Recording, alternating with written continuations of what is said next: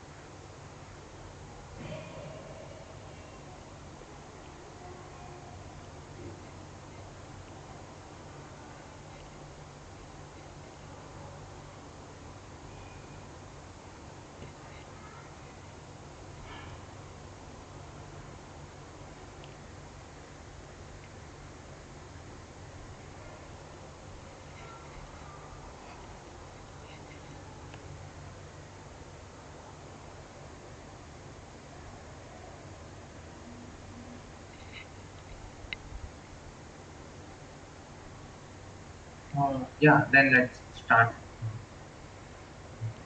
There are already 16, so that's it. I'll start sharing my screen.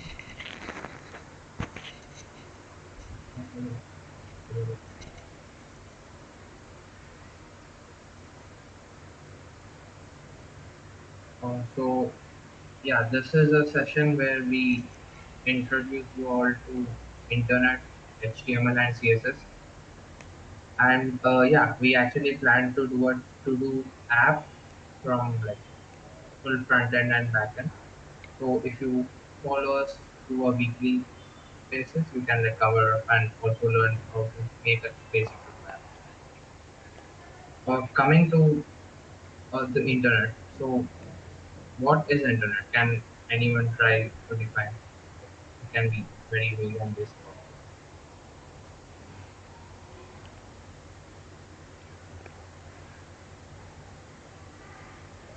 So, like, was my question clear? Can anyone try to define what internet is?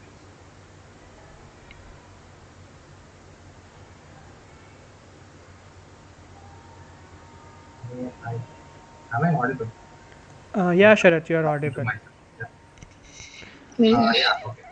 Anna, you're audible, but it's the words you're speaking are not really clear. Acha. So 1 second. Are they clear now? Hello. Hello. Not really. I mean, it's not very clear, Sharat.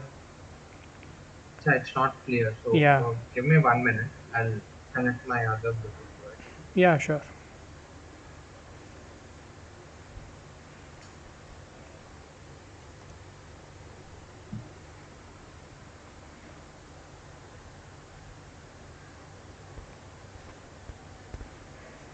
Is it clear now?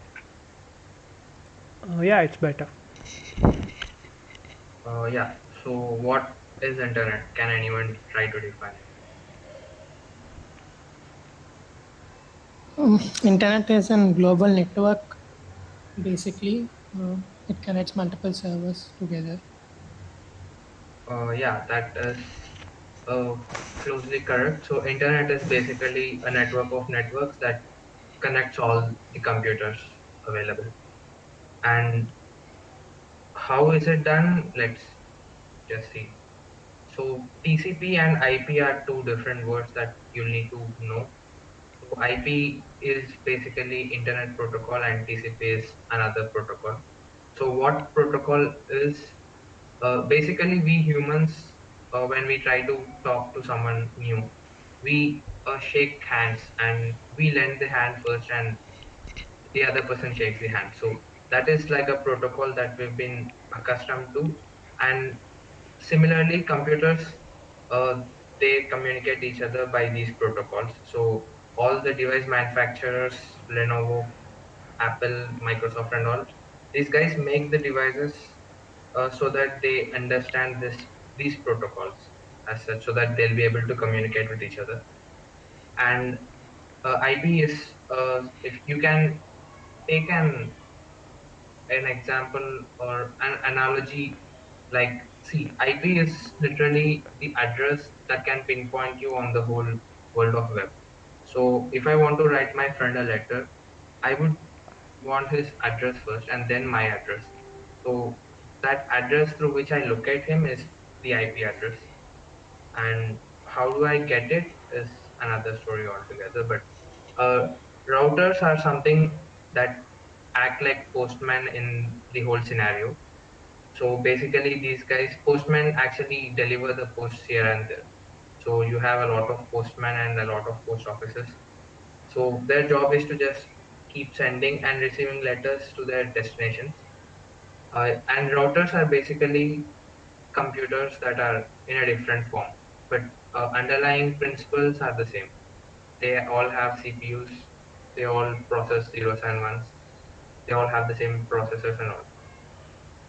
And coming to the DNS part, now IP address is literally like you can imagine an envelope. Now my friend is somewhere in UK or Canada. I would want to write him a hi in a letter. So what would I first do? I would write hi and put it in an envelope and then write his address first and also write my address so that he knows that I sent it and I post it in a post box. So literally this happens in every day. So what we do is the envelope is a packet basically. So I took a packet, I gave it an IP address which is its destination, and I've also given it source. So the router's work is to make sure this envelope reaches Canada or UK. And routers are like interconnected already, so they communicate with each other, and there are more than one paths as such, so that your letter reaches the destination with the least hindrance.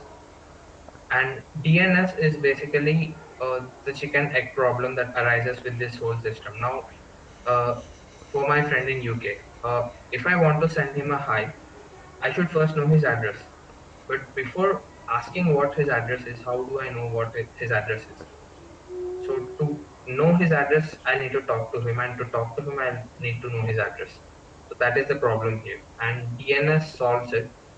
DNS is basically the translator that translates the IP address into something very common and basic. It's domain uh, type, like you see the ads in Facebook and all.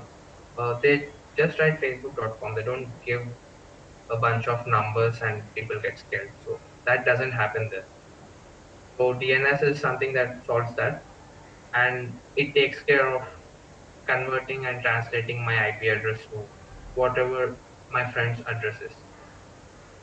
And yeah, packets. When it comes to packets, I just don't write hi always. If I have an envelope, and if I have to send a large picture, which is larger than the size of the envelope, and it is also larger than what I can fold and put it, then I would probably use the technique of cutting the large image into six different images and send six envelopes. I'll simply cut it and I'll break it into six different parts. I'll put it in six different envelopes, send the like write the sender's IP address and also write the receiver's IP address, and I'll post them in post boxes, which are routers. They'll take care of how to send these letters. But the problem arises in the different number of paths available for the routers. Like he might not receive all the packets and in the same order.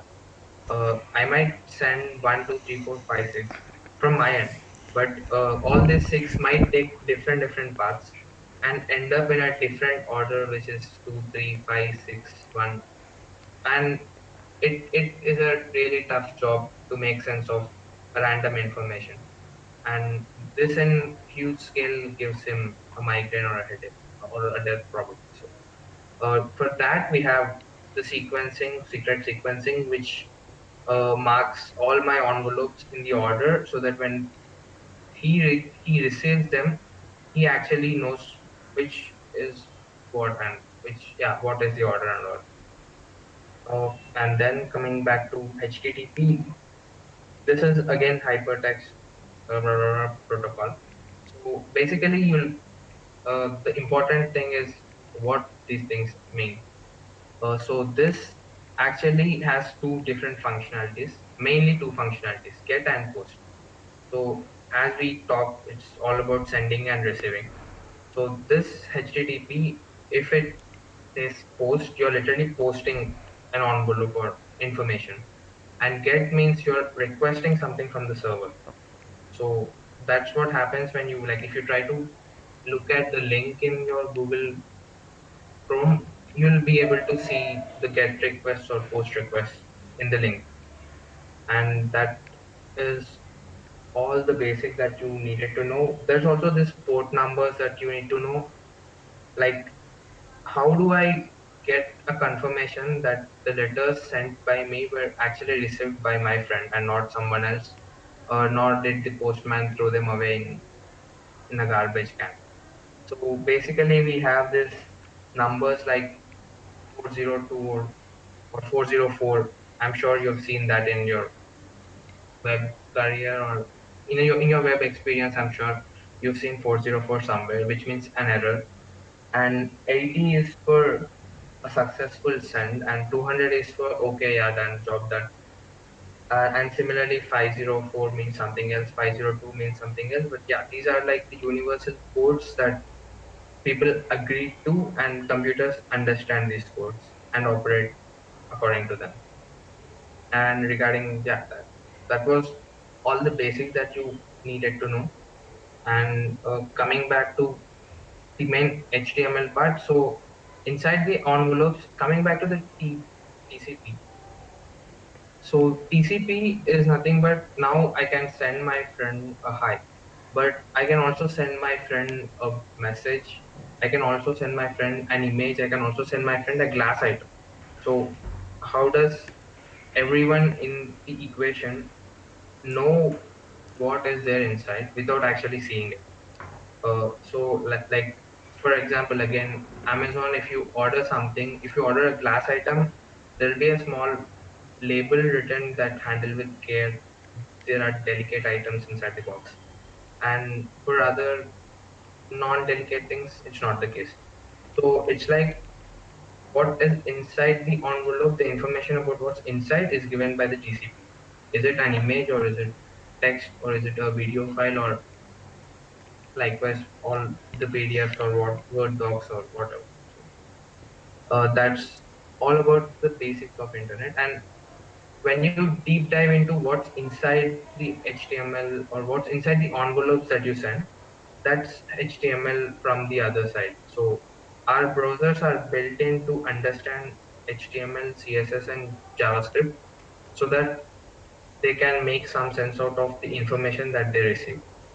So top to bottom, left to right, HTML gives you complete information of what to show you on the screen. So yeah, basically every website has this skeleton and the beautification and the mind. HTML is used to make the skeleton of a website. CSS is used to give the beautification, and JavaScript is used to add the mind to it. So yeah, we can create a file with an extension of .html. So basically, these things you can make use of this editor, and this is a boilerplate code that you get. You can also type that, but yeah, you'll get it in the VS Code. So what does this line mean? It simply says this file is an HTML file. As I said, top to bottom, and yeah, blue.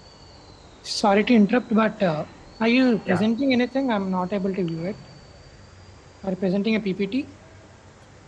No, it's sharing screen. I'm No, able to I'm see. I'm sharing the screen. I'm showing this code. Oh, I'm not able to view it. Okay, I'll Sharad, join can you later. just zoom it in little bit? Yeah, yeah, yeah. I figured that. Yeah. Is it okay now? Yeah. Is it okay for everyone? Yeah. Yeah, Yeah. cool. Yeah. So HTML, like as I said, top to bottom, left to right. You actually the browser needs to understand each and everything. You can't assume that it figures out because that's a dumb machine. It just knows how to do tedious tasks in a very less time. So this is an HTML file, and this shows that this is written in English language so that you use any translators or something, it knows what language it is. Not really necessary, but that's an extra information. And yeah, this is all like this is not really needed. We don't need to understand these stuff to actually build something in HTML. And this title is something that comes up in the tab. So if I can go to this and yeah, 1 second. So yeah, this is the file and this was the to do thing. So basically the title that I get here, you can edit it through here. Coming to that, like before talking about that, HTML is majorly about tags. So you have the head tag, and once you open any tag, you'll also need to close the tag. So closing, you write the same thing, but you add a backslash here. So you have head tags, which give you the heading part of it, and what's the title in the head is given here. So you can write something like my group app and save it and also refresh it so you get a my to do app here. And yeah, coming to that, uh, if you mess up with the boilerplate code, you can again get it. Coming to the body tag, whatever you want to show is in the body. So if I want to write hello world and save it, and we can see that's visible here. And if you are curious enough to like write it in, like basically the h1 tag is like the heading, you'll get the text bolder and a big size. Yeah, that's, and once you can also have different kinds of h tags, h1, h2, h3, h4. So yeah, you can simply make it h2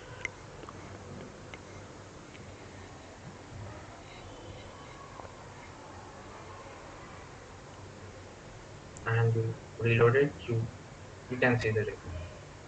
So that is how HTML works. It's basically tags, and you've already learned 50% of HTML. Now you can also try and explore different options where you can create. Okay, so this is something that I wrote, and you can see I also am trying to write it in different lines. Like I have three different lines here, and when I see it, it's just a single line. It's not the way I put it here. So basically, what that says is in HTML, it just reads blindly from left to right, unless you specifically say that I want this in this exact same orientation. So to do that, you have p tags, which is paragraph tags. And how do you get that? Yeah, simply like p, and for the editor, it helps you a lot. it auto completes a lot of tedious stuff. You can basically put this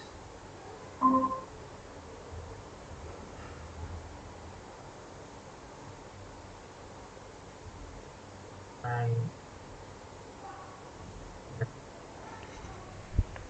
basically population.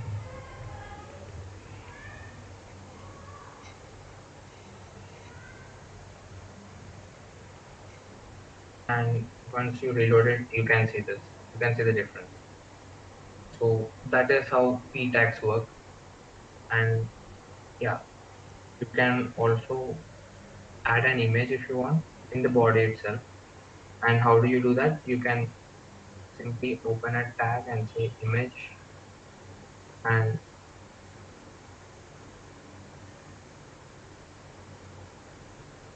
source. You can actually have a URL also. And like right now already downloaded this file to which I can link. Basically source is this, and you also need to have the alt text, which helps all these virtual assistants to actually know what the text is about. So it's basically, yeah, it's the same thing. And image tag, if you see, I'm not using uh, image slash image to close the tag, because this is a different kind of tag. So uh, I hope I made the point here, like h1 slash h1, but image it's just like it's just this arrow mark. And wait, I didn't save it. Yeah, what happened?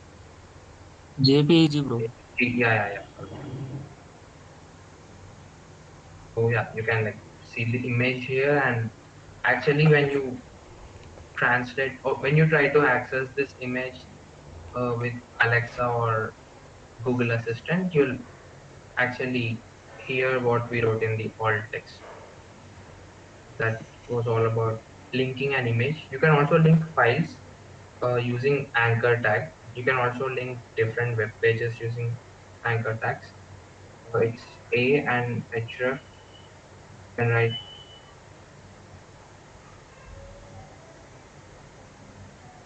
is not,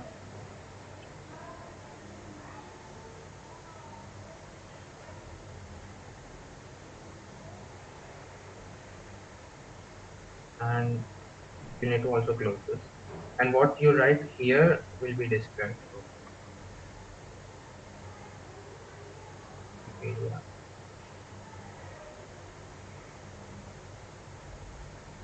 and save that. So you see this, right? Once you click that, you are redirected to the Wikipedia page. So basically, that you can, if you want to use open the same link in a different tab, you'll need to do something here.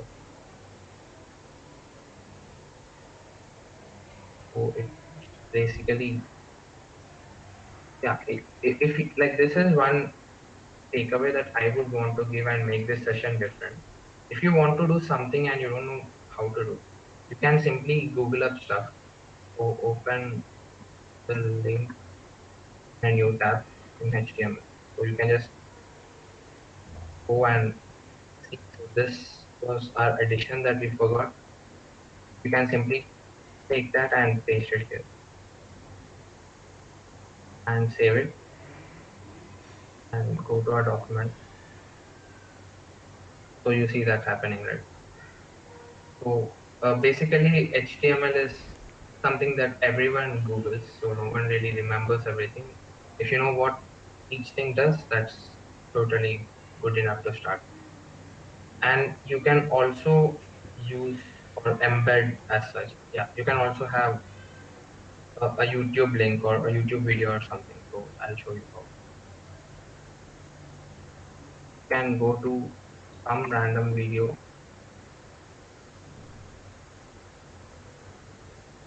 Yeah, you can.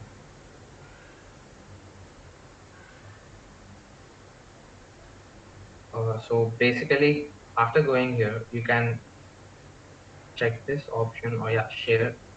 and you'll find this option called embed,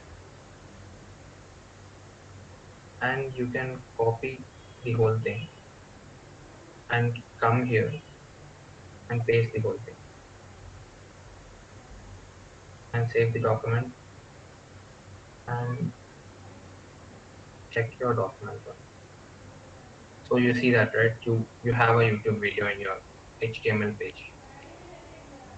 Like this is a full proper functioning video blog which has all these options that YouTube provides. So yeah, that is something that you can do.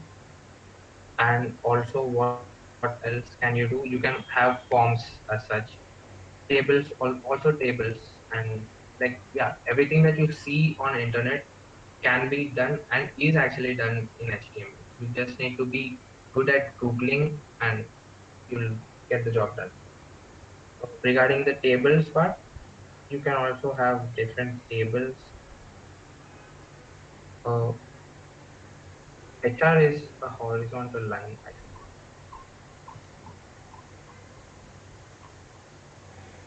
Yeah, so HR is a horizontal line, and you can have a table tag.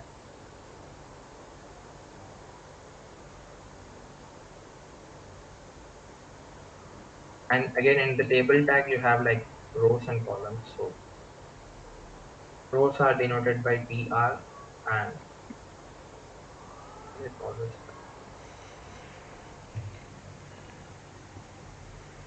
inside the rows, the columns are denoted with table data as such. This is one, and copy this. You don't need to worry about the indentation also in HTML, but it will be a good practice if you practice. The code will be more readable. So basically, if you see, I can. Oh, you see this, right? This is a table that has been created for you. The styling part, you can do it with CSS. Basically, giving the structure for different things is what HTML is supposed to do. And uh, so yeah, let's also explore forms.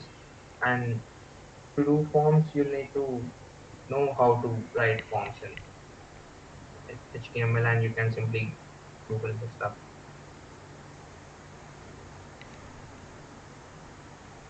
And yeah, you'll get the documentation. And so basically, you see forms are again different types. You can have text input, the radio buttons and stuff, submit as an option, and also buttons which don't do anything. But yeah, so like you can experiment this and copy that, paste it here, save the file, and check what it's doing. So basically, you can select something, but nothing happens. Or to give for something to happen, you'll need to add JavaScript to it. And yeah, for the to-do app that we wanted to do,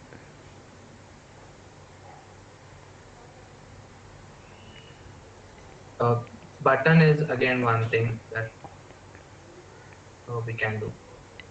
So basically, you can initialize buttons, but yeah, they don't do anything. So this is something that you can, if you even if here if you see, there's an opening tag and there's a closing tag for everything. Like input is a special kind of tag, so it has only this closing arrow, closing, yeah, closing bracket. For label, you have a closing label bracket and there's a break line. Input again a special tag. Label, you have something. So yeah, ignore these things, the for type and all. But that's the whole point. You can also embed tweets from Twitter also. So you can simply go to Twitter and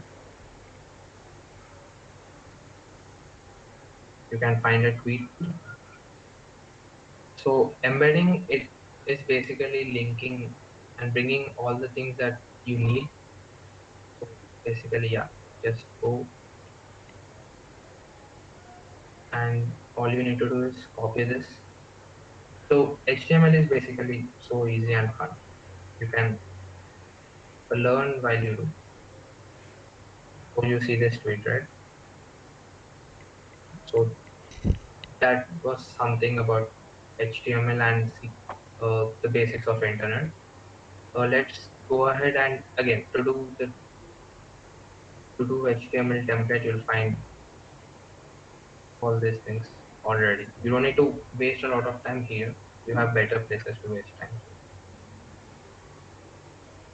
All you need to do is search for a good template and just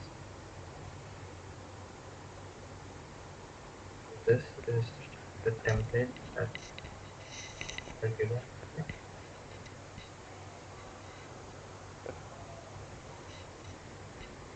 I have a attack and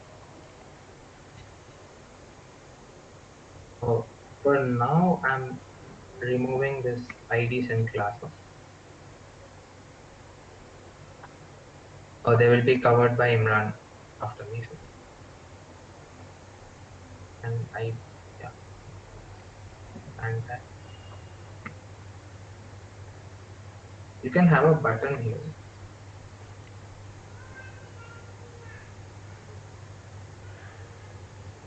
and that button says submit. Basically go here and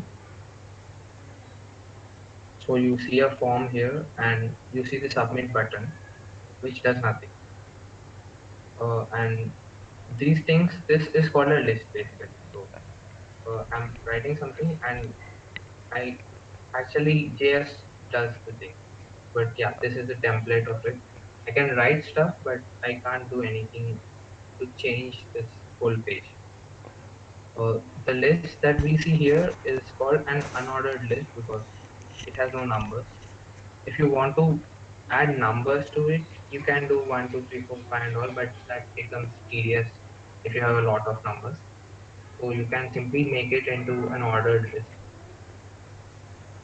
Like I change you to 4 and copy it and you see that, right?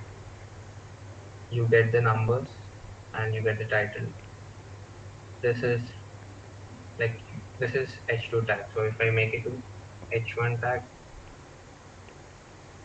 I'll get a bolder and that is all about it. Like so, this is all about HTML, and you are probably enough HTML to get started. And coming back to our slides, yeah, this code says it off. You can do 80% of the things with just 20% of the basics. And uh, there some memes that memes actually is a good source to learn anything because you can remember it for a longer duration of time. Again, from a neuroscience uh, point of view, when you attach emotion with anything, your brain literally burns a few things, and that makes you remember stuff for a longer time. So in HTML, if you screw up, you'll not really get any errors, and you'll not know where you screwed up. Like something as simple as this. If I just don't give my H1 tag a closing thing, you can actually acha. So the other one compensated here, but yeah, basically you get my point. In HTML, you don't really know where you are going wrong, so you should be careful.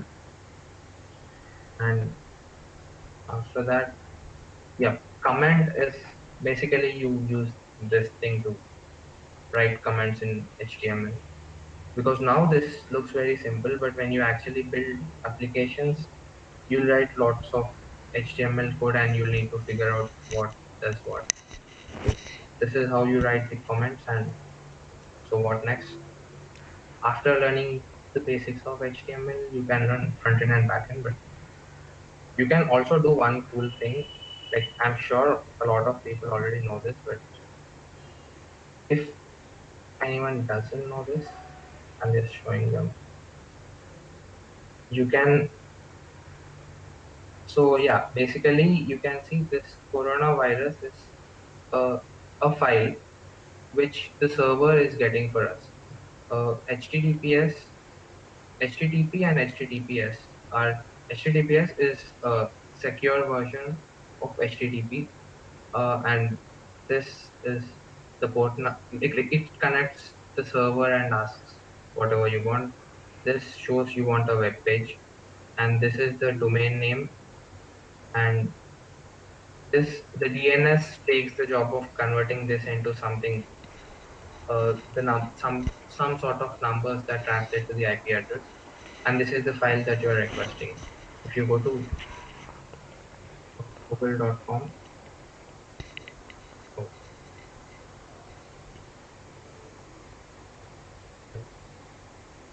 so you can ask parts, and you see this, right? So it's search a query. It's asking the Google's main server to get me something that I asked. This is what it got translated to. So basically, and once I go to images and actually click some image, uh, yeah, the whole point being it is giving me an HTML file or some sort of file which actually translates into this in my screen. And coming to this, you can go here, right click, inspect, and yeah, so you can basically hack as such this website by making the depth to zero. So yeah, I'm done with my session, and if you have any doubts, you can ask me.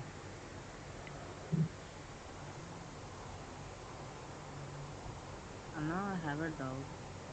Yeah, How to send user input data to cloud? how to send user input data to the cloud. Yes, Anna. By typing some user input in our forms, by using HTML forms, we can ask user to give input. How to send it to cloud? Yeah, so basically that is like you made the front end part, which is a form.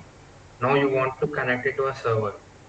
So that you do by actually, that is again JavaScript, and you connect the server, you have a database, you make the connection, and once you give the submit button a brain in itself, which can say on click, I will do this.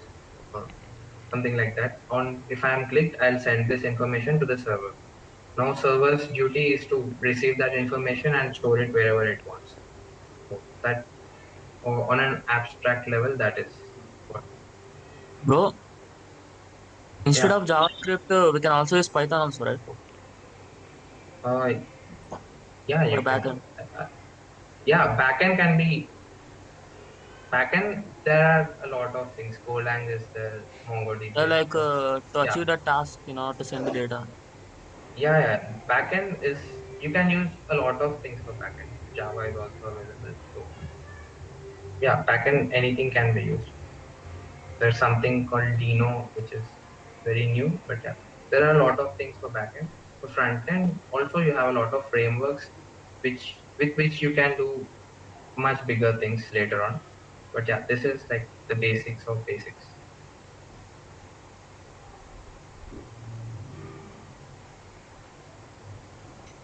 Anna, you will show us how to do the task I asked.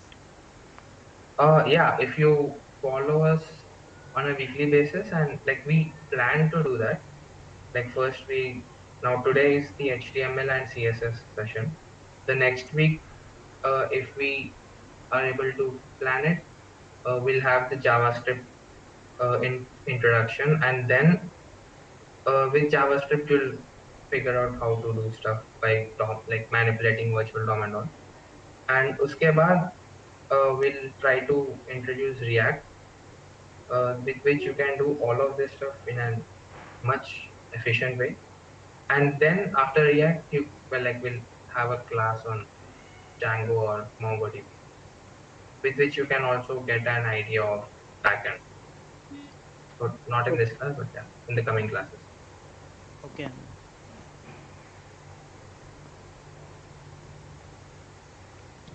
So this that it. So Okay. yeah, if all the questions are answered, like I request Imran to take over. He'll Yeah. explain CSS. Hello everyone. Yeah, before starting, that was a great session, Sharad. I learned a lot of things. And Yeah, sure. Thank you. yeah, can you please confirm if you can see my screen? Not yet. Now? Yeah. Yeah. So before starting, I'll just show you what we'll be building today in this class using CSS. So this is like a basic CSS thing which we'll be building. This is like to-do list. And if you click, you can see, like, if you zoom in, this is like a light blue color, this is white, this is blue. You can see how you can do this with the help of CSS alone. And in further session, just to answer your doubt, we will be building something like this, like let's do, okay, something, and this is basic. Okay, yeah, this is basically done with JavaScript. So you can add all this thing with JavaScript. This will be done in the next sessions, but today we'll be doing something like this. And if you see it, with CSS, you can have a static page, like you cannot manipulate your DOM as you are doing here. You cannot hide it or something. You can just play around with the styles with CSS. So having said that, let's just start with it. Hope you can see my screen. Can you confirm one, Sharad? Yep, I can. Yeah, sure. So yeah, like, what is actually cascading style shade? So it is basically rules which define how your web page or HTML page should look like. And yeah, also people say that this is the people say like they are coding in CSS, but that's actually not a code. It's simply rules. This It's rules which defines, which tells your web browser how to change your web page, how to change your HTML page basically.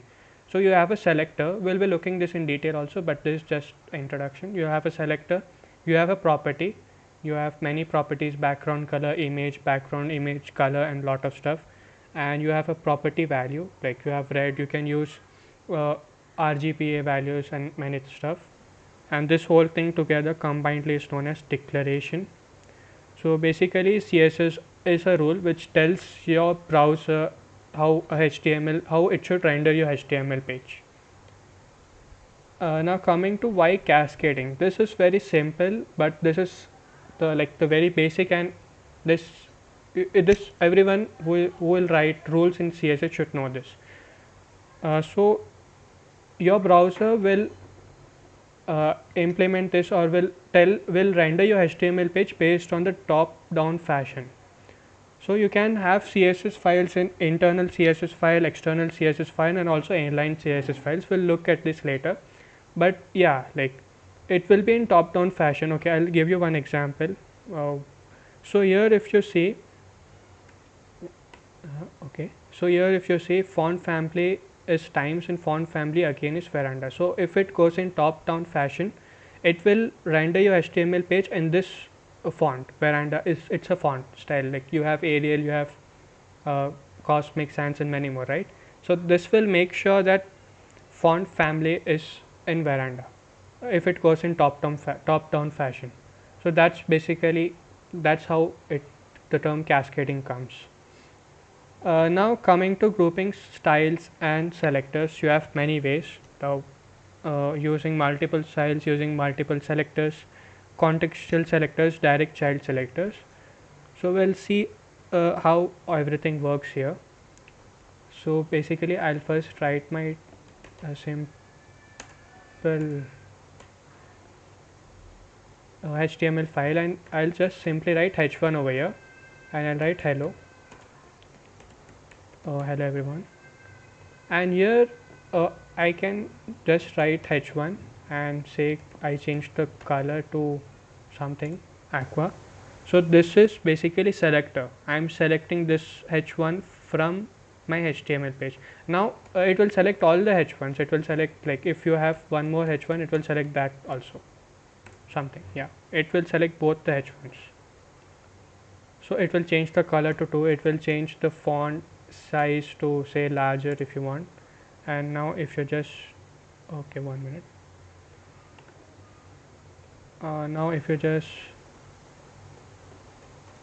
see this, you can see hello everyone. You can see hello everyone. I'll just make it side by side so that it will be easy for us to hatch.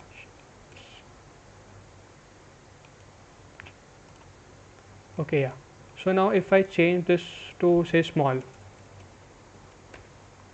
you can see, where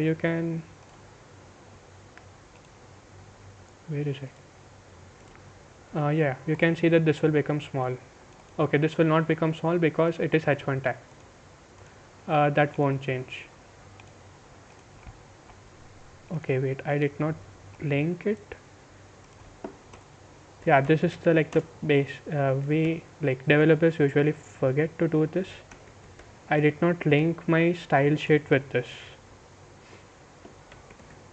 And if you don't do that, then all your CSS properties will not work. You can see, right? Okay, I'll make it larger. So this was basically multiple selection. You can add multiple properties in one basic selector, or you can also do something like this. Like, you can also define one more h1, and you can, this time you will change style to, say, small, and if you reload it, it will become small because it will go in top down fashion, and bottom one was like small and not large. So this will override that particular thing. And similarly, you have many other things. We'll be saying this in detail when we built our to-do application. Since we don't have enough time, I'll just skip this for now, and I'll explain you when we'll actually make a to-do application. Another important thing is another important stuff or trick in CSS is the use of important. I have told you that it works in top-down fashion, right? So in this case, okay, so in this case, the font family, times, and veranda. So veranda, it will render the HTML page in this family, in this font. But if you specify important to the time for times, it will render your HTML page with this times. So it indicates that it's given more priority in a way. It's given this particular stuff where we have important, it will be given more priority. That's all. And coming to inline versus block display, so all HTML elements or XML tags also are assigned a display property that can be either inline or block. Now this is very obvious, as the name suggests. Inline is like in the same line. It will be inline with particular thing. If you are having a paragraph and if you want your image to be in line with the paragraph, meaning, like, if you have an image over here, okay, I'll just draw it. If you have, this is like, say, your web page, and if you want your image to be here, and if you want your text to start from here, then you can do so by using inline, because this will be in inline. This is very naive way of doing it. We will see different models when we build our to-do application, and these are a few inline elements, and these are like block elements. So if you want your HTML page, like if you want your image here and then your text to start, then you can use something known as block elements. And unit measurement, this is another important thing. Like, you have absolute values and relative values, and we prefer relative values for real world application, and absolute values are not preferred because, yeah, suppose you are having a web application and you want to view this in mobile as well. Like, suppose you don't have Facebook app and you just log into your browser using www.facebook.com, you'll see that there is a difference when you see it in a laptop or a PC and when you see it in a mobile phone. So if you specify absolute values, say if I specify that, okay, your profile name should be of 50 pixels in a laptop, because basically developers will be using their own PCs, right? They'll not write the code and other stuff in the mobile phones. So they'll make it accordingly. So they'll use 50 pixels, and if 50 pixel works for their screen size, you cannot assume that everyone will have the same screen size, right? So that's why image values are not preferred. Sorry, absolute values are not preferred. We have these all as absolute values. We have millimeter, centimeter, and small, and all that stuff. What we prefer is using REM, EM, larger, or percentage. This is preferred, and I personally prefer REM. There is like, it's just a personal choice. You can experiment and find it more about it. But percentage is like a very good use. It's better to use percentage. Now similarly, we also have like absolute, relative, fixed, and positioning. So suppose your this is like your web page, and now if you resize the window to this, and if you want your particular image, now you saw that you can add an image to your web HTML page. So if you want this image to even resize, then you should make sure that it is relative, like this image is relative to the size of the web page, like, or size of the window. uh, okay, I can explain you this relative with this. Like in physics we have relative velocity, like we see the velocity of a person with respect to other person. It is the same, we see the position of a particular tag with respect to its wrapper tag, or with respect to some other tag. And fixed position, it means like, okay, you have navbars in certain applications which are always fixed. Either you scroll down or scroll up, they won't change the position, right? So this is basically the trick behind it. And for inherit, it inherits whatever its parent, like, okay, you HTML is actually a tree. So this is like the basic HTML, the HTML tag. Then you have a body and other stuff, body, head, and in body suppose you have p, and inside p you have some input element or ordered list element, as you saw just now. So basically, if you want this thing to take the same property as the body, then you simply specify inherit. And static is like default. You saw that like while Sharath was adding all the tags, the image was here, then you had a link, then you had a video, right? So this was inherit, like this is inherit behavior. Now coming to float, this is another important property. Okay, yeah. Imran, Yeah. Okay, 1 minute. Oh yes. Imran, Yeah, yes. your voice is sort of breaking. Okay, just give me 1 minute then.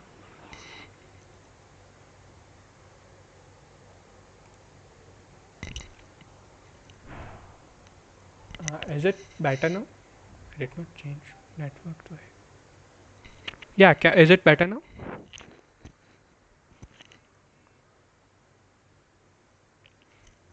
Hello. Your voice is fine actually. Huh? Is it? No, it's not. Can you speak again? Yeah, hi. Okay, is it better now? Speak again once. Is it better now? I mean, what should I say? Yeah, fine. Yeah, It's fine, right? For others, is it fine, or? yeah, it's better. Yeah, like for others also, is it fine, or should I? It has been It's fine, fine. Anna. There wasn't any disturbance actually. Okay, yeah, sure. So hope you're like, don't get overwhelmed by saying all this text. We'll be saying everything practically. This session is like for beginners also. I just want you all to get the rough idea of what float is, what position is, and all the other stuff. So yeah, so float is another important thing. Suppose you have a web application. Okay, suppose you have this application on say a window or a laptop, and this is like same application on a mobile phone. On your PC or laptop, you want this particular image to be here and the text to be here, but whereas on a mobile device you want uh, the image to go to the right side and text to start from left, as you can see in this picture. So for that you can simply specify float, like float left or float right, and change the position of a particular tag. Oh yeah, this I'll come to this later. And you have something like classes and IDs. This we'll see practically here. So classes, here we saw that we are using a selector. we are directly using the name of the tag, right? But we can also specify like class equals to say okay, h1, and you can select that particular class here by simply writing a dot and h1, the name of the class, and defining the attributes like whatever you want, properties. And now if I reload this, you'll see that it became large because again it goes in top down fashion and this came in the bottom most. So this is basically a class, and you can also apply this to many other things, like if you have a h2 tag also, and if you write the name of the class as h1, and I simply write something over here, okay, yeah, okay, this is like you can do this also, like this is basically a snippet. You can go to extensions if you are using VS Code and install all the snippets. That really makes your work very easy. So yeah, you can see it. This also became large. This is actually not what h2 looks like, but it took the properties of this particular class. Let me change the color so that you can uh, make sure you can see the difference. Yeah, you saw, right? Like you can use a class with many number of tags, and again you have something known as id, which is same as class except that it can be used for one particular tag. Like if I write id here, then it's not a good practice to use the same id for some other tag, because IDs are not just used for CSS, it is used for a lot of other things. We'll be saying that when we learn JavaScript. For now, just just understand that ID is given to only one tag. Now it's not a big deal. And to select the ID, you can just put a hash sign, name of the ID, and define any property you want. Say, okay, I want it to be blue, some color, and if I reload it, you can see it became blue. Though like here I used the same ID for two different tags, it's not a good practice, and we'll be saying this when we actually go and learn JavaScript in further weeks.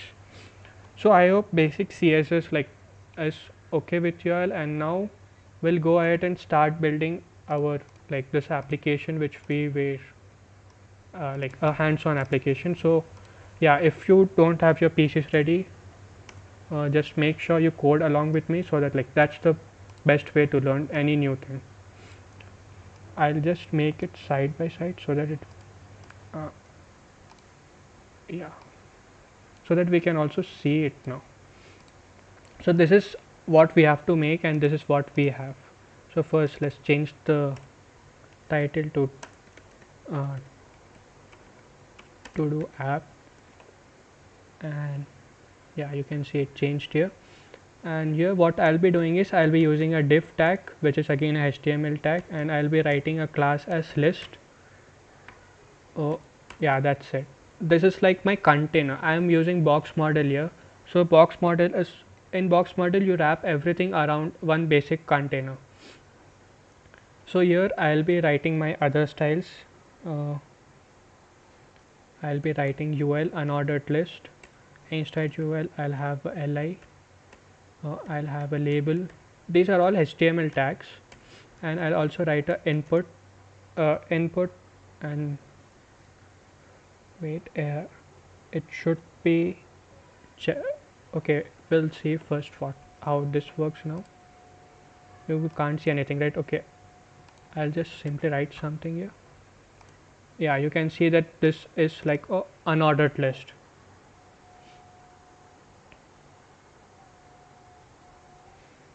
So yeah, after input you actually should have, okay, now you should have a input with type equals to checkbox. So what it does is, like if you notice, we have this small tick mark over here, like this small.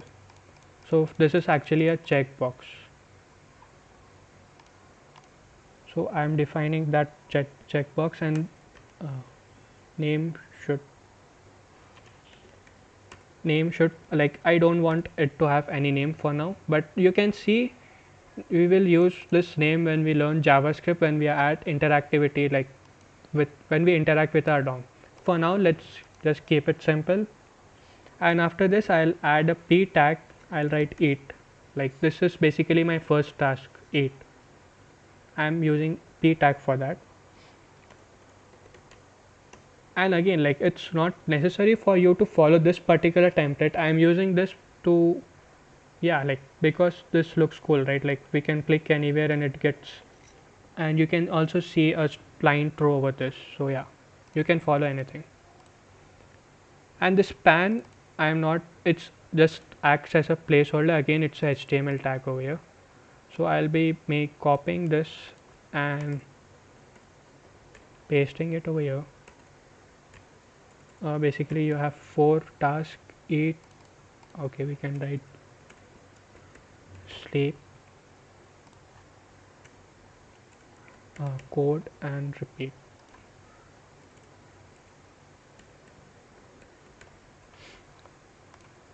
Okay. Yeah, as you can see, like this is like checkbox, and this is like inherent behavior. We have to add styling to it. Now you can, now you don't see like, yeah, it's not very good UI and stuff. We'll add styling to it.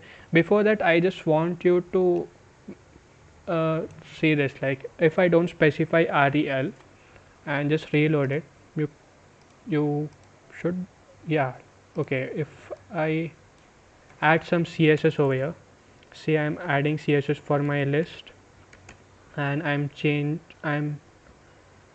the width of it to say 50%. And even if I reload, you cannot see anything. Okay, if I add padding here or add background color here, because that is the best way to see the difference, you can see that it did not change, right? Like there was no background red color. So this rel actually stands for relation. We have to tell the browser what is the relation of this CSS file with your web application. So if I just simply write style shade, so your browser will know that, okay, I am using this particular style sheet for this particular page, and here now you can see that the background is red. Okay, that's not very good. And now this is like universal selector in CSS. It means that it will its priority is more, like it will apply to all the elements in your basic body except the pseudo classes. What are pseudo classes? We'll look later as we go ahead. And here margin, I'll just write margin 0, and if I reload it, you can see, right, like it wasn't like this before.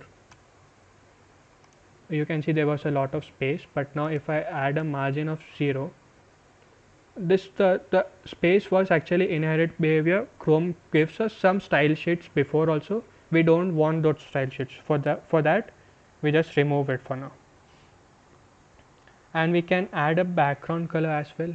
If you see, the background color was black over here, and you can change the background color to 121212. And if you reload it, yeah, you can add a lot more styling to it. Okay, 1 minute. Yeah. And now going to the body. Body is like, we are basically selecting this whole thing, right, whole thing over here, and we are suppose changing its width to 50 pixel, and we are adding a padding of 50 pixel. Again, I am using absolute values here, which is not a good practice, but this is like just for illustration purpose, right? We are not building any real world application. So yeah. Okay, if I change it to 100 pixel, and if I change this to 0 and auto, yeah, this is pretty well. And now I have to change the p, like I have to change this particular stuff. Before that, I want a white background around this, right, like white background around this. For that, we can use list and bg color to say white. And yeah, if you do some typo error, you don't get any error actually, as Sharad said. Like Only thing is that will not reflect in your application. Here if you notice I did not write the correct spelling for white. Now if I reload it, okay, why isn't it working? Background color is white.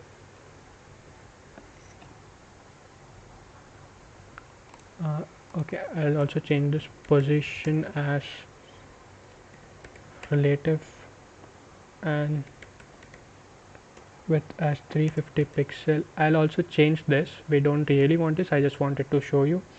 We are displaying something known as flex. Now flex is another comes under box model.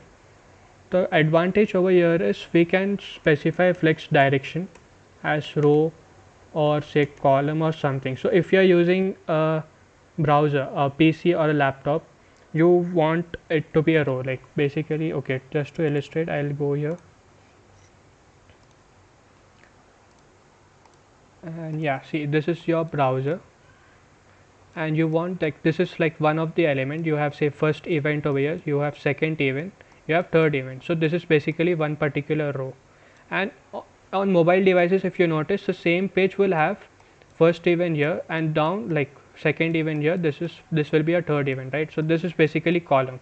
So they wrap all the three events in one particular flex wrapper, and if you specify the direction of flex as row, it will come like this, like it will come in row fashion.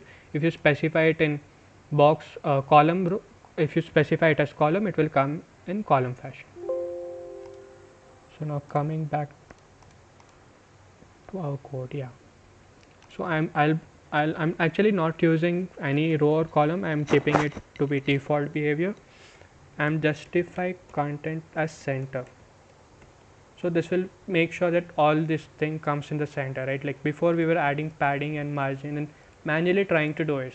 So what happens is, like, if I add margin and padding, it might work for this, but for my particular screen, suppose if you have a Mac of 13 inch, like, or of some different size, then that won't come in the center. So to make sure this particular, all the four activities or list comes in the center, you need to justify content of the body in the center.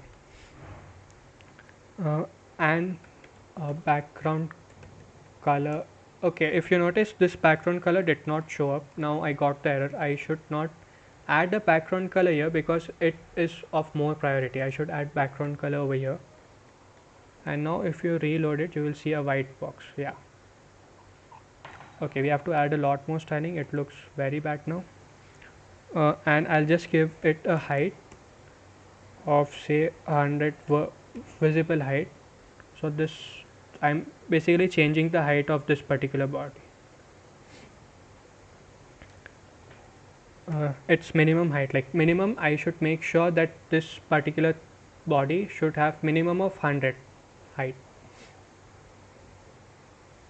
Yeah, that's it, I guess. Okay, align items. You have to also align the items in center. Yeah, so this particular thing came in the center. Now we have to select H2 over here. Okay, I did not add any H2, but yeah, let me add it over here. So basically I'm trying to add this to do list over here. So H2 mein I'll just write to do list. Okay, to do list, and here inside the list I'm trying to select H2. So as I said earlier, if you use only H2, any other H2 tag in your HTML document will also be selected.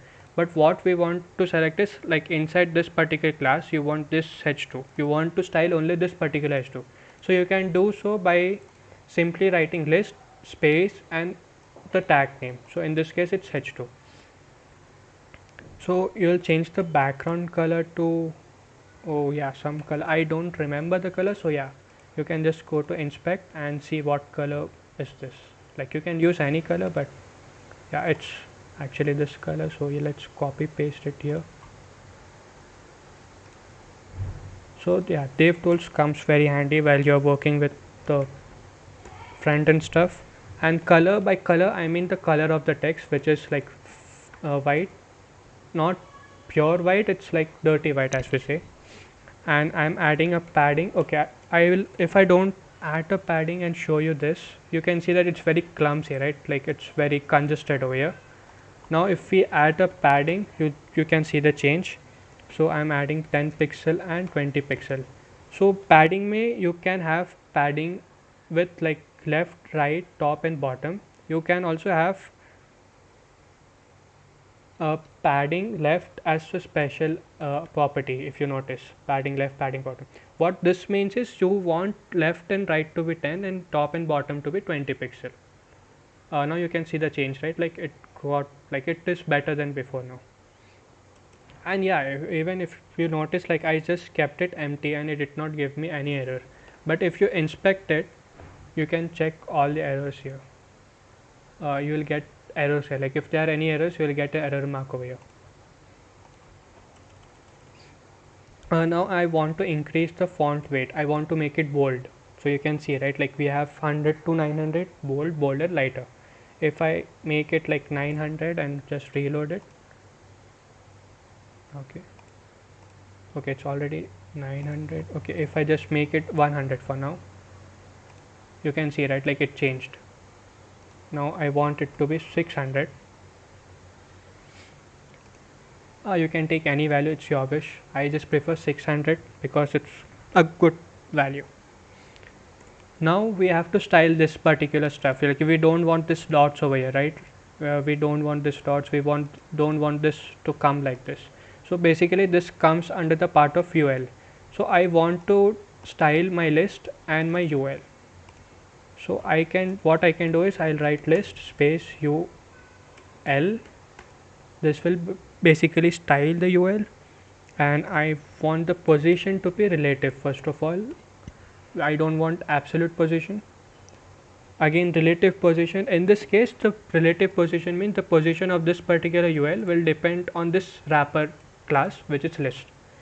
So if I just resize it, you can, okay, now it's coming in middle, right? Like it's coming in middle, it's always in the middle, right? Like even if I reduce the size even more, it's always in the middle, it adjusts itself.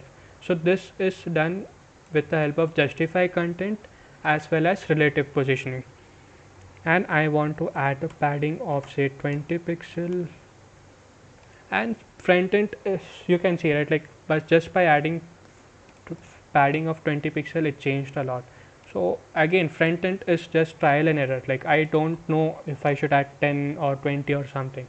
I have to just go with different values and try it out. Since I made this before also, I have some kind of experience working with CSS, so I know what value works better in which case. You need to just practice it. Now I don't want this dot to come over here. So for that is basically I want to select that particular list in UL, and position again I'll make it relative. I don't lines list style, sorry, list style, I don't want this particular dots, right? Okay, if you will get different options here. If you want circle, it's a circle actually. Now if you want decimal, you can see 1 2 3 4 1 1 1 whatever. If you want, okay, why is it 1 1 means like we are having only one particular list in this UL. Like if I add one more over here, I'll just show you. In that case, that will take the value to, okay, I did not specify decimal, so this will take value 2. Since I have only one list, everything is taking 1 1 and 1. So I don't want 1, I don't want circles, I don't want disk, so I want none. So you can see that that particular thing disappeared. And again I want to add some padding. I'll add 15 pixel and 0 pixel. You can see, right, like it changed a lot. And now I want here, if you carefully notice, okay, I'll just close it, there is some kind of border over here. Like this is a border, right? So to make sure that is visible, we have to add a border bottom border only, not all the sides. If you add only border, it will take all such border. Let's see that as well. I want a 1 pixel solid. You can have dash also. You can have dashes also, like you can see dashed, and some color. So RGPA lets you write the RGPA values, and A stands for the alpha value, like you can specify the transparency of it. If you carefully notice it, there is a border, right? Like there is a dash border, if you see here. Now I'll change it to solid, and I just want a bottom uh, border in the bottommost side. Resting is fine, I suppose. Now the next task would be to make sure that this and this are not one below the other. They should be in fact besides each other, right? So for that, what we can do is we wrote something P over here, if I'm not wrong. Yeah, we wrote P over here. We have to add styling to this particular tag to make sure that they are side by side. Yeah. Okay, before P we also have label, if you notice. So we have to work with label now, like first list, then okay, first list, then h2, then we'll go for ul li label. So this is not, this is just a good practice to follow it, because we are taking everything to be relative. So it will be easy for us to debug it if you have any styling errors. Then you want label. The first thing is position. I'll make it relative. I'll make it display as flex. I'll justify the content in space between.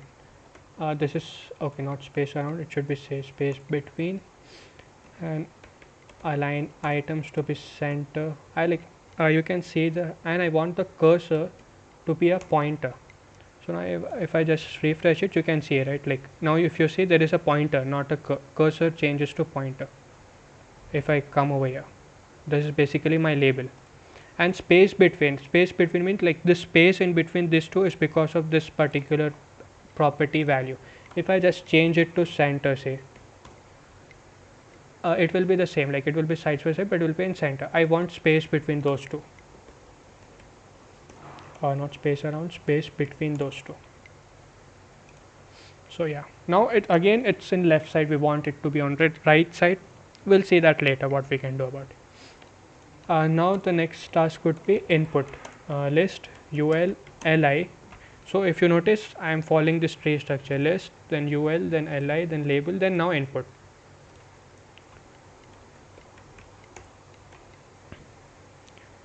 In input, I'll just visibility hidden.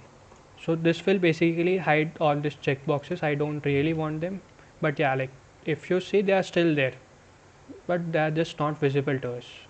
The cursor still changes. And appearance, to make sure, okay, few browser doesn't support visibility, few doesn't support appearance. So to make sure our application works everywhere, it's better to add appearance as well. Now coming to P. After input, I guess we have P. Yes, we have P. Now P, I'll add styling to it. Now we actually, okay, want the position to be absolute. We don't want relative position, we want absolute position. You can see the change here. Yeah, it is an absolute position. If I make it relative, you can see it will go to, yeah, there is nothing change over here, because in this case there is nothing change, but yeah, like I want it to be absolute. I want it to be in its own position. It should not change its position, like it should not go on this background screen, right? So for that reason, I'm making it absolute. And here if you notice, like this is like of slight blue color, this is white, this is blue, this is white. So now I'll introduce the concept of pseudo classes. So basically I want this list, this particular ul ka nth child. If you notice, yeah, I got n child of 2n, like basically all the even ones should have a different background. Okay, not border color, it should have a different background color. You can take any color. I'll take blue so that it's visible. Yeah, you can see, right, it changed to blue. It doesn't look nice, but yeah, just to make sure you can see the change, I made it blue. So basically what I am telling is, this particular nth child, n can be any number. You can add any sequence here. I can even add 2n plus 1 over here. It will change the odd ones. Like 2 and 1 is for odd elements, right? So it will change the odd ones. It will change the even one. You can add any function, like you can add 2n. Okay, you can even add n. It will change everything. You can add n plus 1. N plus 1 is again some okay, n plus 1 doesn't change anything. Why doesn't it change anything? Okay, it's not changing. So if we make it 2n plus 2, basically you can add any sequence over here. I'll go with the even ones. So that is done. Now I have to make sure this goes to left and this comes to right. So for that we added this particular span over here, and I'll add styling to it. List ul li label and then span, I suppose. Yeah, 1 minute, let me check. It's list ul li label and then span. Yeah. Now I'll make this position to be relative.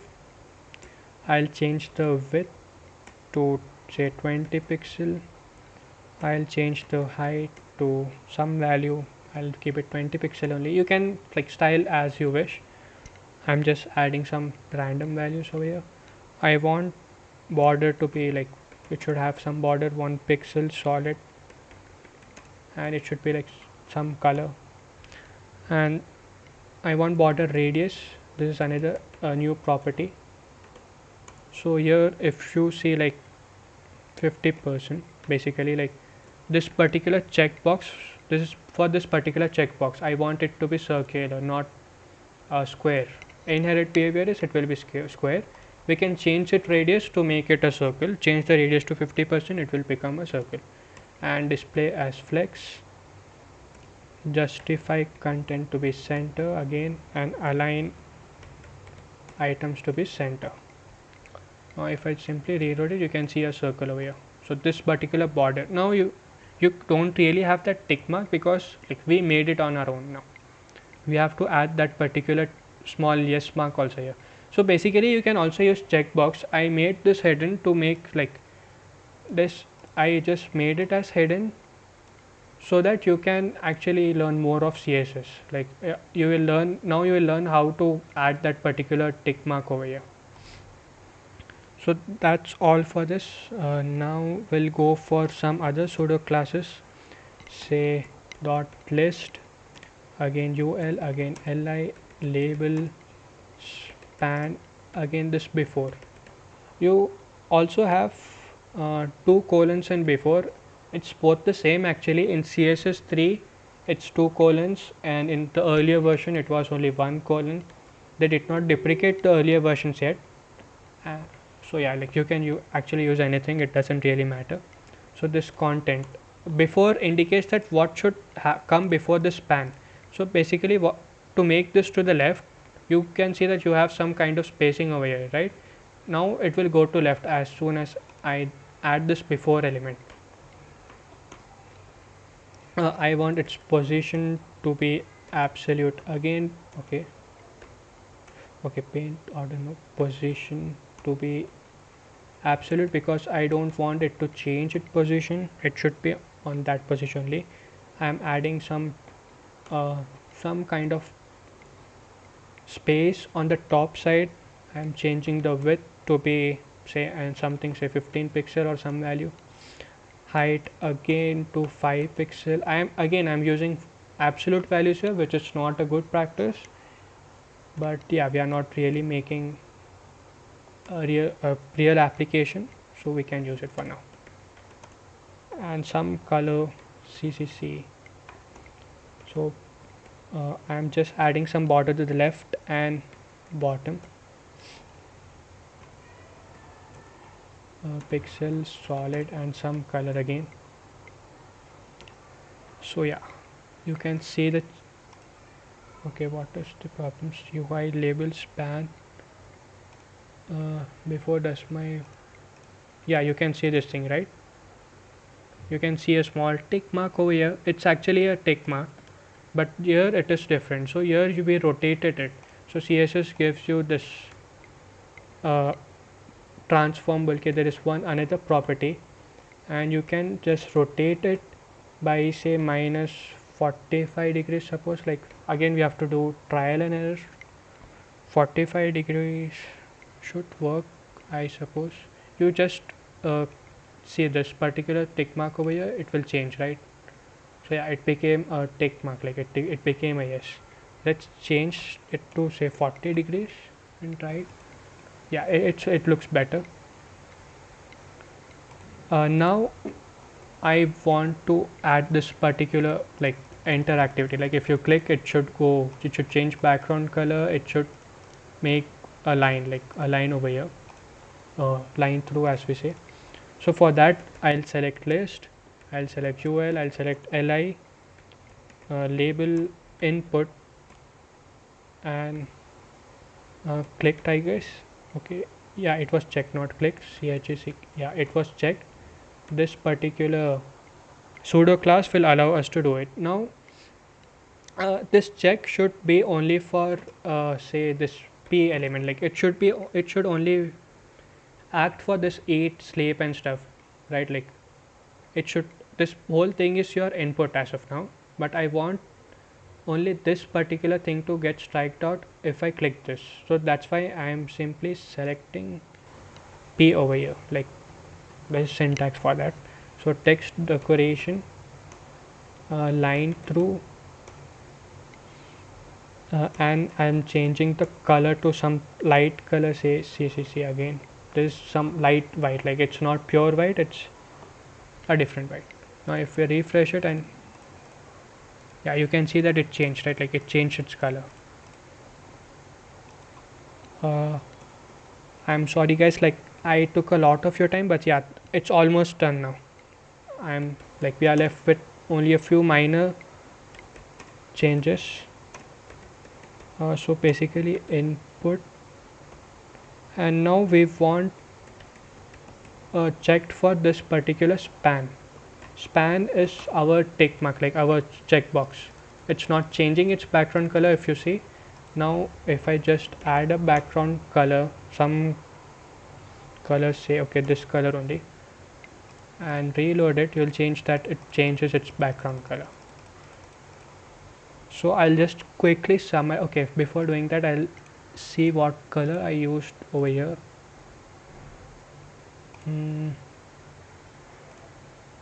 Okay, so I used this color. I'll just, instead of blue, we can add that color only, so that it looks good. So yeah, like I'll just go to the code once. This is basically universal selector. We don't want browser style sheet in our application, so we make sure that we change the margin to 0. This is basically selecting this particular body and adding styling to this whole body. I made it as flex. I am making it in the center. If you notice, it's always in the center. Whereas if I were to add a margin and padding and stuff, all that, it will not always be in the center. And now I'm coming to this particular div. Div is another HTML tag. I'm having a class inside it. Class allows you to add CSS for, yeah, as I said earlier, class allows you to add CSS for particular tags, like more than one tags also. So yeah, this is list. I'm changing the background color to white. I'm making the position to be relative. This makes sure that it changes its position as I resize it. If I make it absolute, you can see the change yourself. Okay, it doesn't really change a lot, but yeah, it does change. Like we can see that, yeah, we can't see it really, but it changes. I change the width. If I change the width to say some other value, 30 pixel, you can see it becomes hideous. I mean it yeah, it's better now. Now I'm selecting this particular H2 to to add styling to this, and I'm adding styling to ULs. So this one whole thing is your UL, and this particular 8 is your paragraph, and this particular is like your LI list.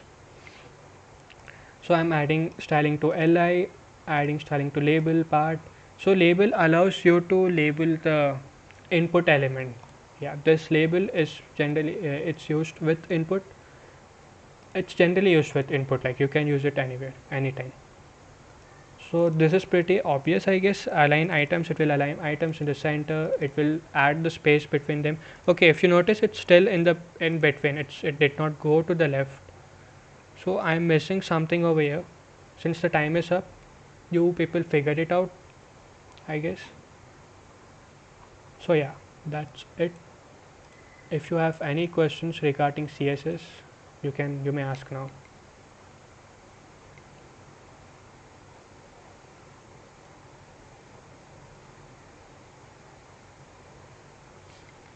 So should I assume no questions?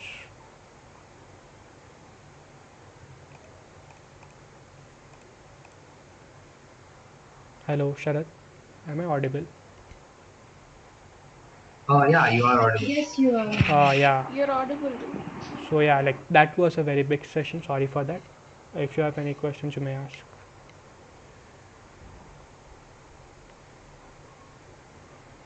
So yeah, if you don't have any question, we can end the session, I guess. Bro, Yeah, where do you sure. learn this? Yeah, okay. I forgot to show, right? Like, yeah, further learning. I added a slide for further learning. If you want, I can send this PPT. The best thing to learn is to do it, and I would suggest you all to go to W3 school. Okay, there is and go to the CSS tutorials. I learned a lot from there only. You have HTML tutorials as well, but yeah, it's your wish. Like JavaScript is also there. I learned a lot from here, and you can go and check out the CSS Zen Gardens. It's really cool. You can find a lot of CSS styles here. I learned a lot from this also, and you can go and if you are interested in doing some course or something, you can do that as well. But I don't recommend you to do some course for CSS. It's just trial and error, right? And this particular Stanford course will help you a lot, I guess. Like this enhanced web design, this gives you a lot of tricks as well. So yeah, that's it. If you want some tricks and stuff, you can go to this website. I shared the link. I'll share the link if you want. You can check out the CSS tricks and stuff on this, like your CSS cheat sheet. This is like really good. You'll learn a lot of things from here. So if you want this particular PPT, I guess I can share it. Can I? Yes, bro. Yeah. Okay. If you want, I'll make sure that you receive it. I don't think I can share it here. Yeah, I'll just send it to you on WhatsApp. I hope that's fine. That's better, in fact. Okay. Yeah. So we are done with the session. Anna? Yeah. Who is this? Yeah, just a question. Like, when have you guys decided to learn this web development? Like, why did you start learning all of this? See, like if you do anything, you need a web. Like if you see you are into artificial intelligence, you are into machine learning, you are into anything, even mobile development, I would say you would need a background of web development. So you don't have a mobile first. Like if you see, you will have a website for everything, right? So web is like the basics. It's the basic that every developer or every engineer should know how a web works, because that's how like that's the beginning, I would say. Like if you say internet is connecting everything, right? So it's actually web. So if you see anything, you have a lot of other stuff such as AI and stuff that also will need web at the end. I learned this in my first year only, uh, during pandemic, somewhere during pandemic. So yeah. So, like, many of the second years do it also? Like, Yeah, a lot of second years too. In fact, yeah, Sharat, like I can see a lot of names from the meeting too.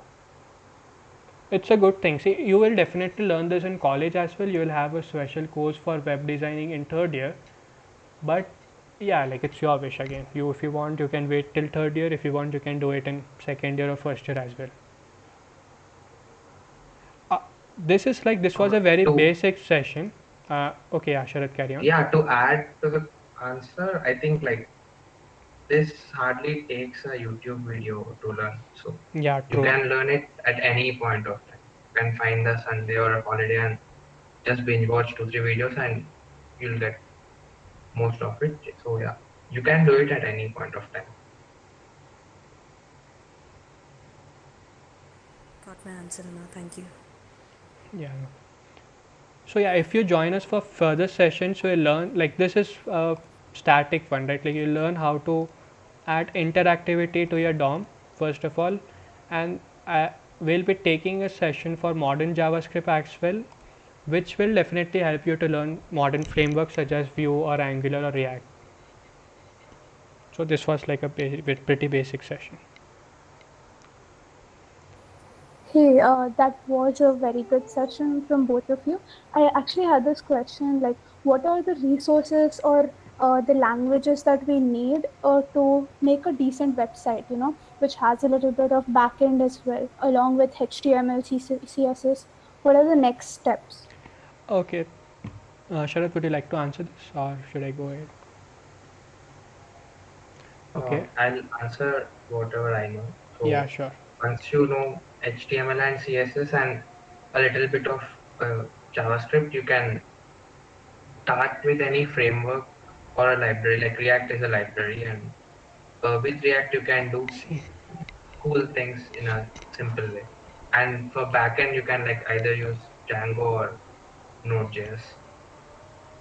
And yeah, like everything, if you know 20%, you can do 80% of the stuff. yeah, just to add to what Sharad said, I would say after this you should go for JavaScript. Again, you can do any language. I would recommend JavaScript because your browser has JavaScript inside it. Like if you do it in Python or Java, you will definitely need some framework which supports that particular language, right? Here you don't really need anything. If you just know HTML, CSS, and JavaScript, you can become like if you do some projects and all, you will become a very good front end developer. That's all you need. Other than that, like if you are really interested, then you can go for React and Angular and stuff that makes your work very easy. And for CSS also, in like a real industry, they don't really write that this much of code. We simply use CSS frameworks such as Bootstrap. You can go with Bootstrap, you can go with SAAS, you can go with schematic UI. Yeah, yeah, these three are like really good. I would say Bootstrap, like it was started by Twitter, to Twitter developers, I guess, and it's really cool. It makes your work very easy. Yeah, that answers the question. Thank you. Yeah, thank you. So I guess no more sessions. Yeah, so if you don't have any more questions, we can end the session. Can we? Also for the juniors, if you want any guidance or something, you can contact Imran. Like he's really good at what he does. Yeah, you can contact me. I guess. Yeah, you can contact me anytime if you want any more resources, and I'll make sure that this PPT reaches. Like I'll send this PPT by some means, and then you can go through it. But I would say go through the W3 school website. That's really cool. You will learn a lot of stuff here. Learn CSS, like yeah.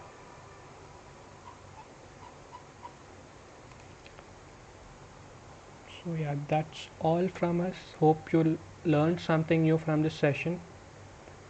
And if you have any doubts, juniors, like you can contact us anytime. And thanks for being patient and staying so long. We really took a lot of your time. Thanks for that. So yeah, Sharad, should we close the session? If no one has any doubts, we Yeah, can sure. close.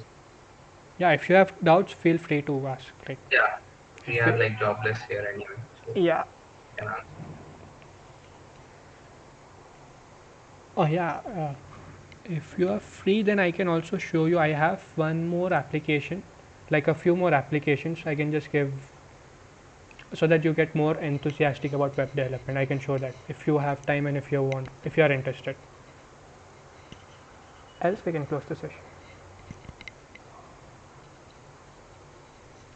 Please to show, and I would love to see. Okay. Sure. Imran, show them this helicopter using CSS. Helicopter The using other CSS. day, yeah, the other day I think I've seen it in LinkedIn. Yeah, like I'll first search for it. I'll yeah, first I'll just go to my Git repo. I'll show what I made using web development. Then I'll show that. So yeah, these are pretty basic projects. Again, these are not like real life projects, but I learned a lot using during this projects only.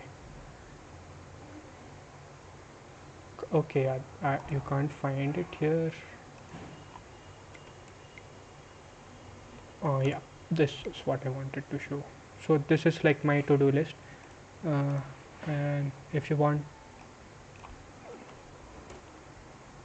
you okay?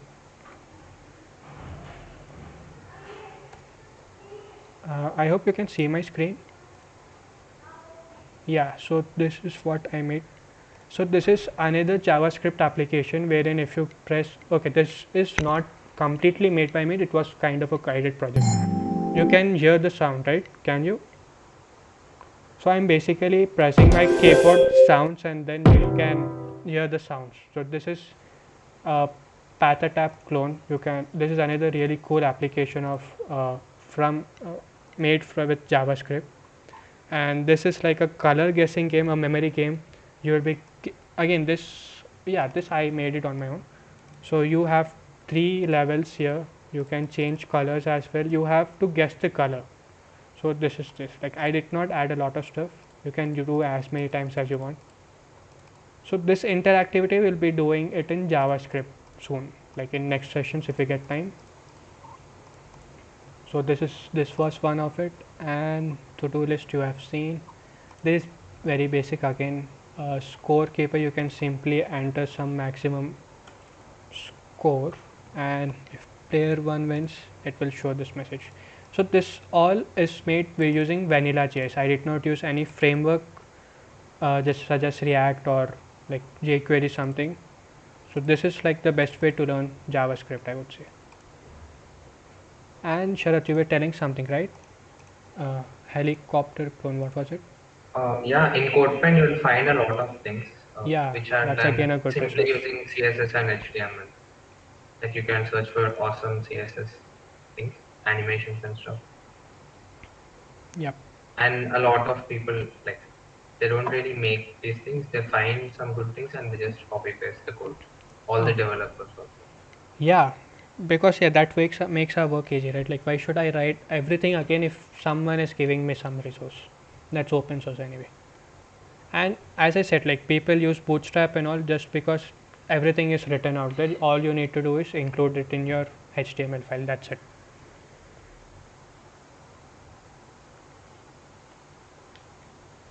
Oh, that's fine. Like, do you have anything to ask?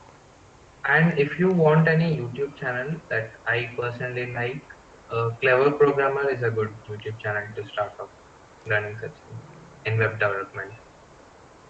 Oh yeah, you also have free code camp. I also did a response. I learned responsive web design from free code camp. It's it's article based. You will be given some article and then you will have some hands-on sessions. It's really great sci website. If you have time, you can go and check it out as well. Freecodecamp.org. I guess it's free code camp. Yeah, you can see right like it's right over here. You can learn a lot of things. And also one thing out of experience, I'm telling this, like if you watch a tutorial, it's waste of time if you don't put it into practice. So the best way is like keep watching it simultaneously. You also try to do something. That way you'll remember for a longer time. Cause like I watched CSS tutorials first, and then I forgot everything. Then when I actually did simultaneously, I could remember some stuff.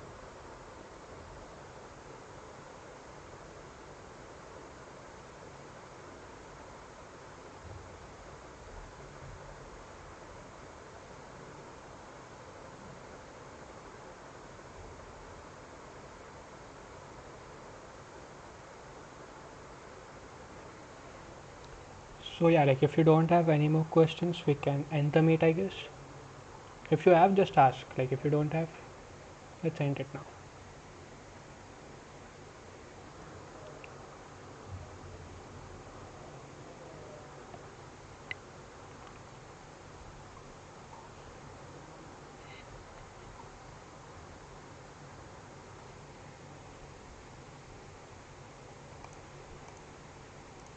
I think there are no more questions, so we can end this meet. Yeah. Thank you all for attending and being so patient. Again. Yeah, thank you. Thank you, everyone.